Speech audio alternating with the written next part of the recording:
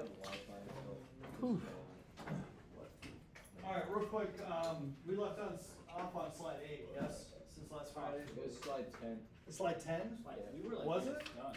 All right, I'll go back to slide 10. This one? We were way past. Yeah. I don't even remember this.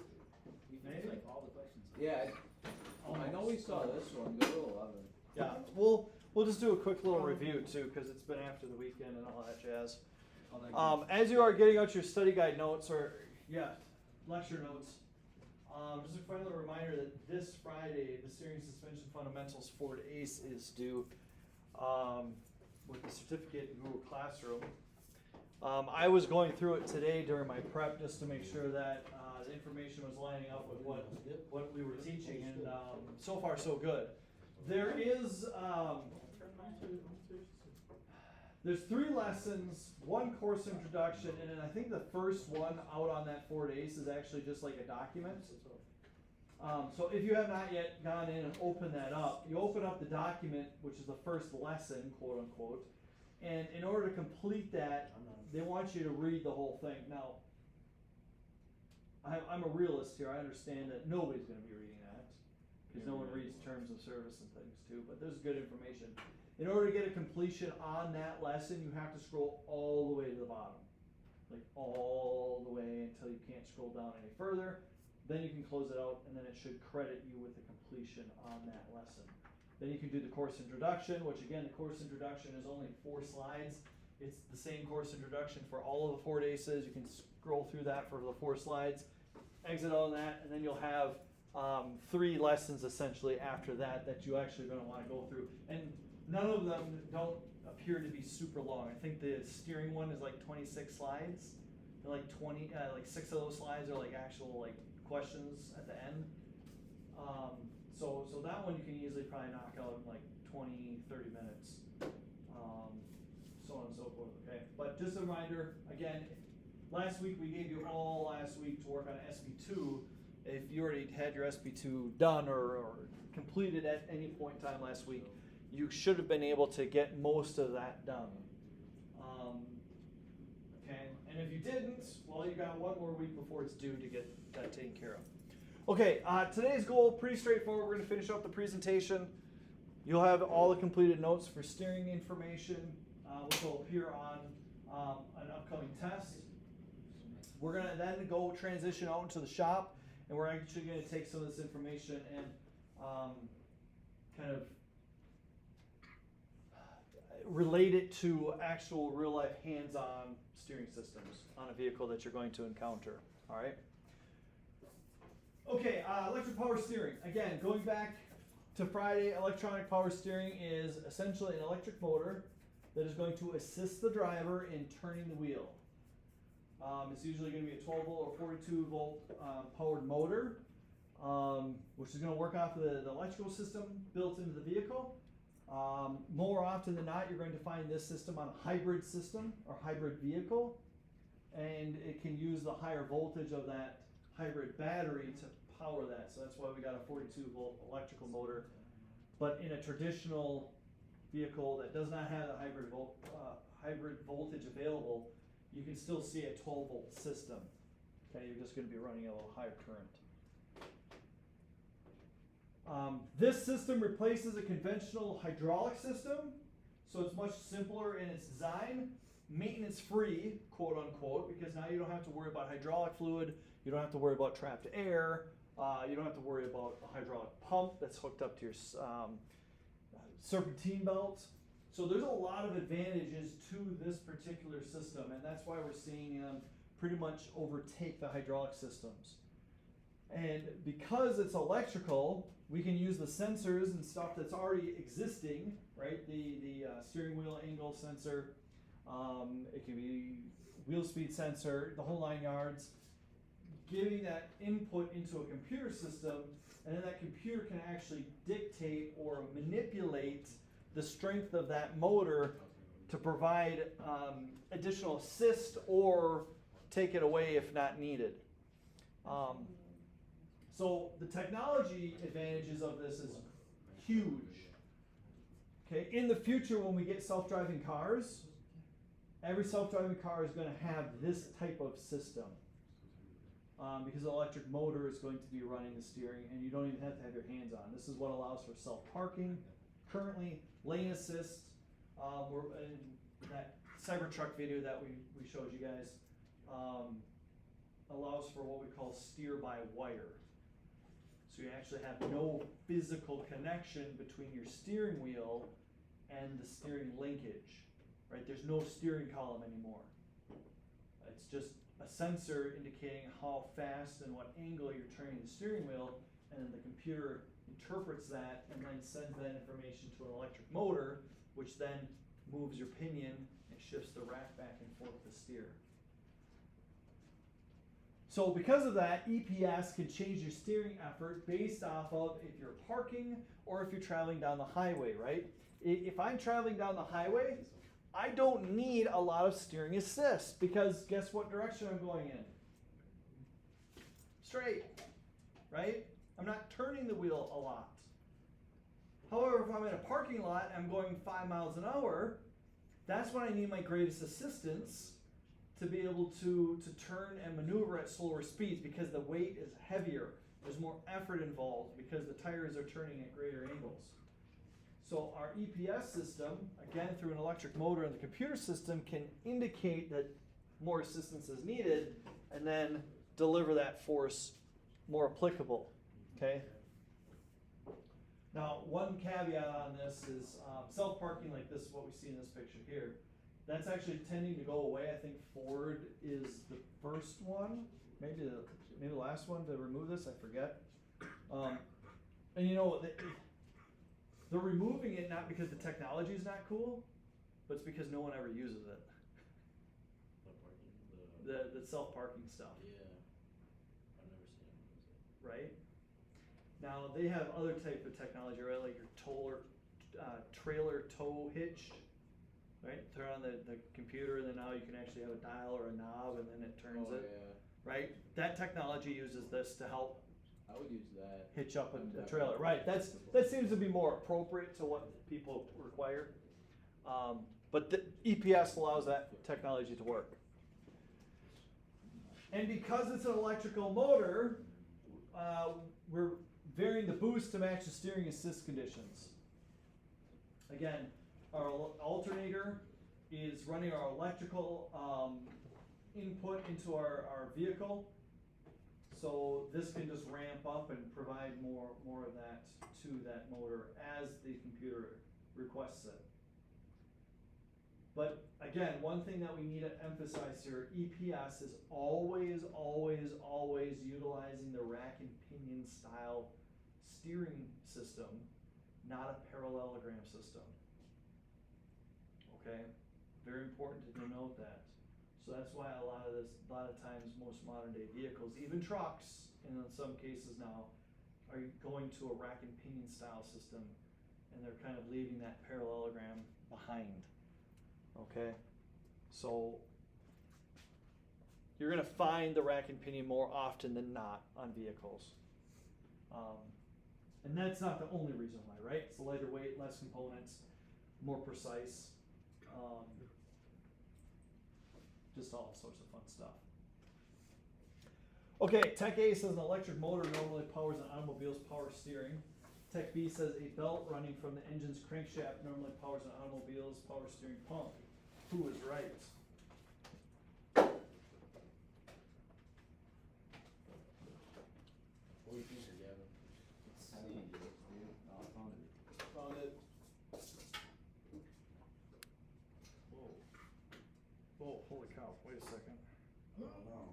That is the wrong. Did you get me? That is what? Cheese crackers in there? Just cheese crackers in there? $6. You get one. I didn't have those ones though. I like them. Danny was with this new one. Yep. Those are the minis. I haven't seen it yet. I did tell someone. I said, good. I got back in town. We already asked this question, didn't I? Yep. Yeah. Then Just give us the grade for Why it. did I already say that we need to start it at 10? Whatever. There you guys go.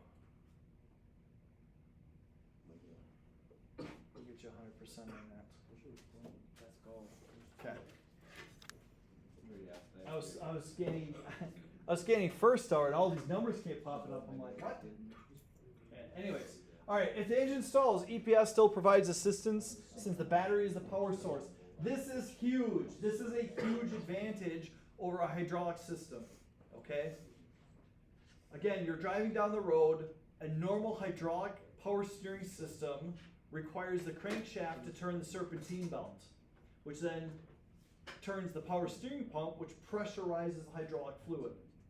If your engine stalls, meaning that your engine shuts off while you're driving, or whatever, you have just lost your ability to have power steering. So now all of a sudden you can turn the wheels, but it's going to be much, much more laborious. You just got a man. Okay.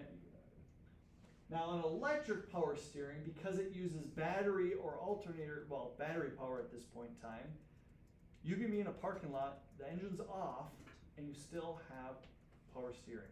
You still have an assist to turn the wheel, okay? Which is really, really nice. And allows you to maneuver things. So again, on hybrid vehicles, when you're only in electric mode and the engine's off, still have power steering. If you're in an electric car, right, you don't have a gas engine to begin with, still have power steering. By the way, has anyone ever been in a Tesla? Did you know that when you're like driving, you can actually, like, you're parked in the parking lot, the vehicle's off, you have the screen, you have like Mario Kart, and you can actually use the steering wheel to play Mario Kart as a video game? And that's mostly because it's steered by wire. Okay. Or it wants to be steered by wire. Alright, here's the deal. I know we haven't talked about this yet. Getting into the lab this week and doing your steering and suspension inspections, it's critical that you are allowing the vehicle to be level with the tires, with the full weight of the vehicle on the tires. It's not up in the air, it's not suspended, it's on the weight of the vehicle. That's why we need an alignment rack.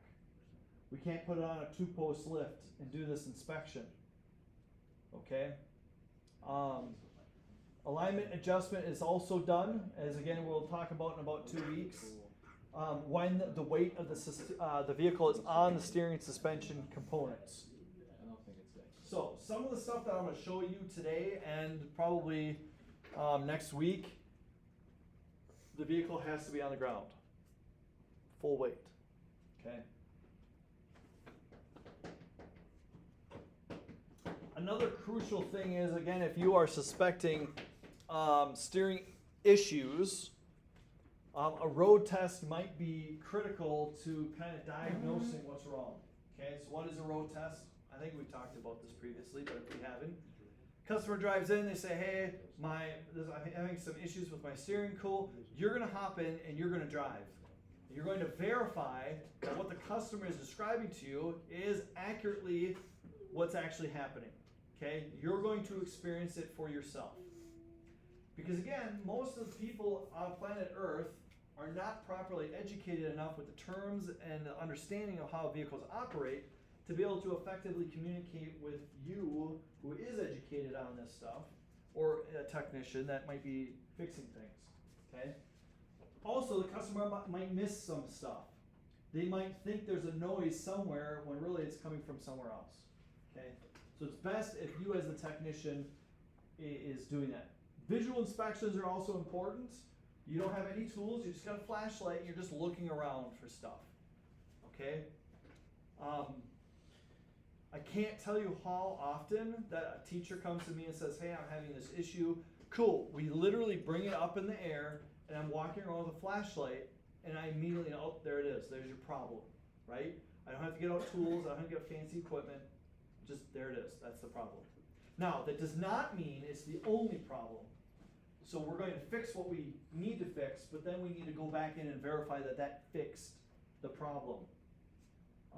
Which might lead us, once we fix the one problem, to go to another problem that still exists. Above all else, if we have a hydraulic power steering system, we want to check the fluid level. I can't tell you again how often people are like, hey, my power steering system seems not to be working properly, and it's making a whining noise, right? Have you ever been in a vehicle where like there's steering, it goes, right? That power steering pump is trying to go, and it's just not working properly. Guess what? More often than not, it's because the fluid level is too low, and you don't have hydraulic fluid to actually pressurize. You don't have to replace a pump, you don't have to replace lines, you just gotta throw some fluid in there, fill it back up to the level, boom, sound goes away, now you have power steering because you have fluid to pressurize. Okay? It's kinda crazy. Well, you're right, we always have to ask the question, why is it low? Is there a leak? Could be, most likely there is. Is it being consumed? What is the condition of the fluid? Okay? We're just using our senses. What does it smell? Does it smell like it's burnt? Okay? What color is the power steering fluid? Again, most power steering fluid is automatic transmission fluid. What's the color of ATF? Red. Yellow.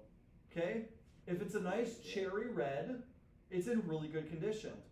However, if it's like deep brown or black, it's probably to the point where it's old, it's lost the detergents and the characteristics of that fluid, so it's probably damaging your components. So you probably want to opt for flushing out the fluid. Okay? What is the feel like, right? You get a glove on, you get a little bit of that fluid on your fingers, you can feel it. Is it gritty? Should be gritty. Should be gritty. Okay? You missed that one, Jeff, I'm sorry. Okay, it should be nice and smooth. It should feel like it's like soapy in terms of its lubricity. You got more than just a rock. Yeah, right.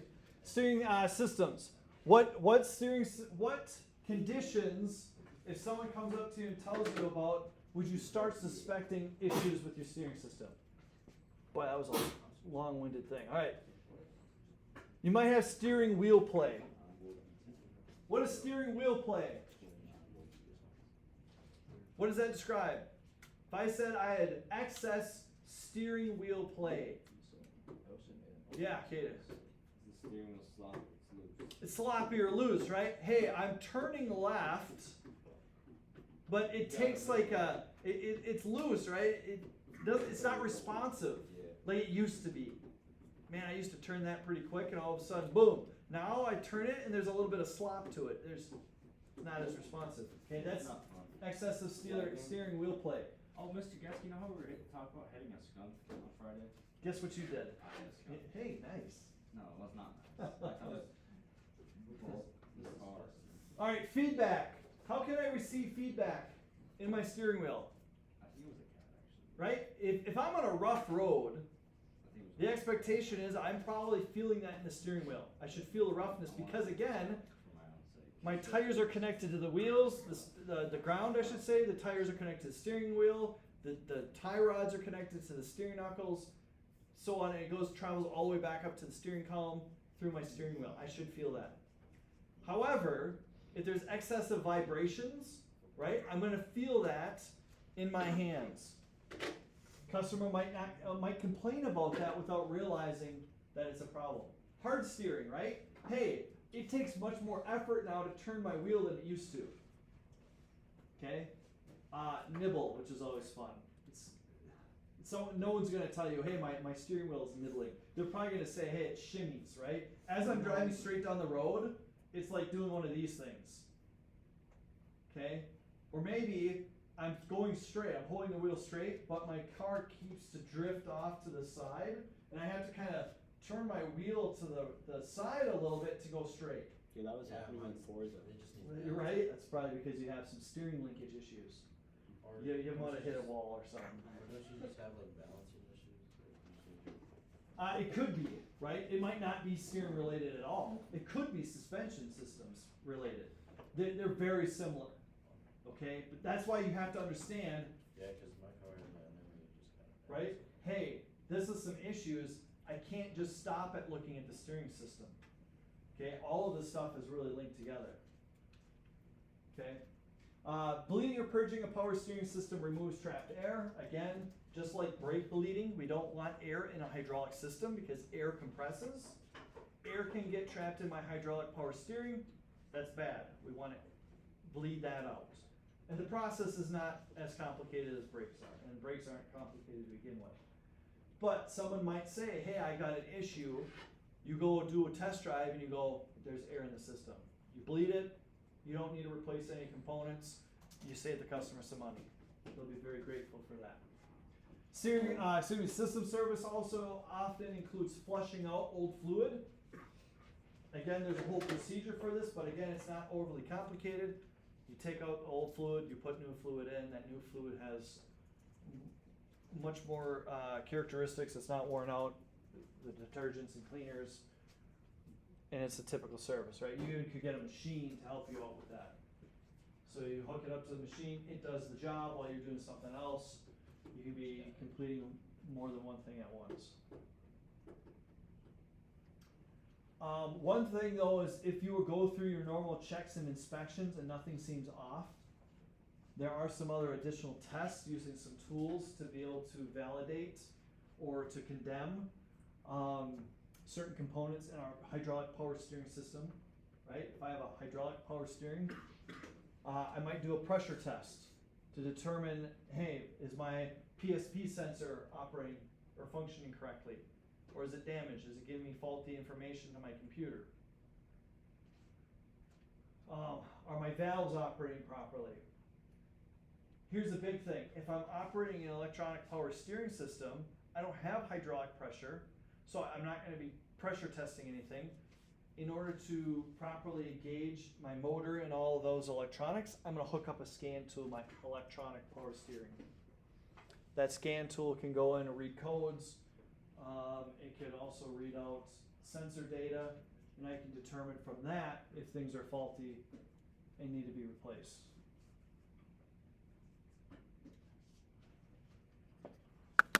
Alright, Tech A says that steering and suspension components should be inspected when the vehicle is normally level. Tech B says that EPS should be bled or purged of trapped air. Who is correct? Who is right?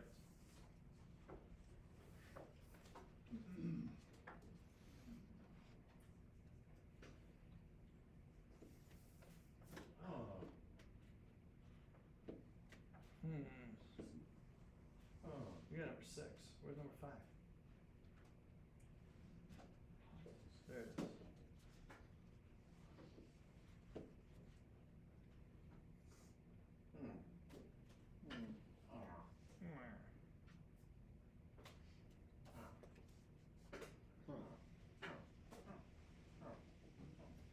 Interesting. 100% of you got that correct, or incorrect. Oh my god. Everybody got that one wrong. I was about to say the one that It's Tech A, isn't it? It's A. Well, let's talk about this. Okay, Tech A says that steering and suspension components should be inspected when the vehicle is normally level. Oh wait, no, that's wrong. So it's speed. Oh wait, no, it is right. So it isn't. Steering and suspension is best inspected with the suspension normally level. Why? It's a legitimate question I have. Why would we want it level? Normally it was throwing me off. The word normally before the start. Why would we want to do an inspection on a vehicle with it level? So everything's sitting. Right? Everything's sitting as it would be on the road. Okay, as it would be driving down the road. Okay? So if there is a condition that is present when it's driving down the road, it's going to be present when we are inspecting it. Okay? So that's the big reason there. So Tech A in this particular question is correct. Now, Tech B says that EPS should be bled or purged of trap air. What does EPS stand for? What does EPS stand for? ethically placed sound. Electric EPS. power steering. Electronic or electrical power steering. Okay. That's close. Does our electric power steering require hydraulic fluid? Yes. No. Yes. How does electronic power steering assist the driver? With hydraulics. No, because with power. So it doesn't. With an electric motor, right? Yeah. So it doesn't need it. Okay, so it does not require any hydraulic fluid. A hydraulic power steering system requires hydraulic fluid, and hydraulic fluid can have trapped air in it. So, would you ever bleed a hydraulic line of trapped air in an electronic system? No. Okay, so that's why Tech B is wrong. Okay, so in this case, the correct answer, who's right? Answer A, Tech A is correct. All right, I think we just got a couple tools to walk through and then we're done. If this is gonna decide to go. Go, go, go, go. Do I? Oh no, I guess that was it. Yeah. I thought I had some tools here to show you. No, you didn't. I guess not. All right, that concludes our presentation then. Awesome. At this point in time, I'm going to shut her down and we're going to go out in the shop for the next 20 minutes and put some hands-on experience with this stuff.